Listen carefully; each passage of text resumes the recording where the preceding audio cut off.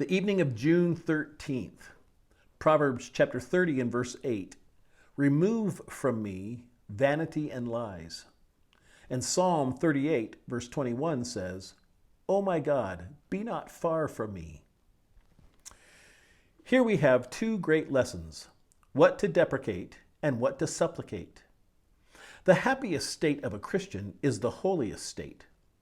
As there is the most heat nearest to the sun, so there is the most happiness nearest to Christ. No Christian enjoys comfort when his eyes are fixed on vanity. He finds no satisfaction unless his soul is quickened in the ways of God. The world may win happiness elsewhere, but he cannot. I do not blame ungodly men for rushing to their pleasures. Why should I? Let them have their fill. That is all they have to enjoy. A converted wife who despaired of her husband was always very kind to him, for she said, I fear that this is the only world in which he will be happy, and therefore I have made up my mind to make him as happy as I can in it. Christians must seek their delights in a higher sphere than the insipid frivolities or sinful enjoyments of the world. Vain pursuits are dangerous to renewed souls. We have heard of a philosopher who, while he looked up to the stars, fell into a pit.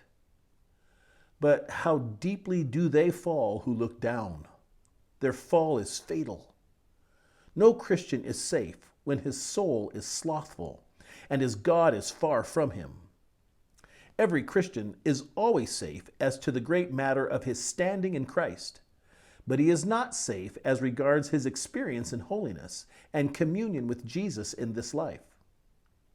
Satan does not often attack a Christian who is living near to God. It is when the Christian departs from his God, becomes spiritually starved, and endeavors to feed on vanities that the devil discovers his vantage hour. He may sometimes stand foot to foot with the child of God who is active in his master's service, but the battle is generally short. He who slips as he goes down into the valley of humiliation, every time he takes a false step, invites Apollyon to assail him. Oh, for grace to walk humbly with our God.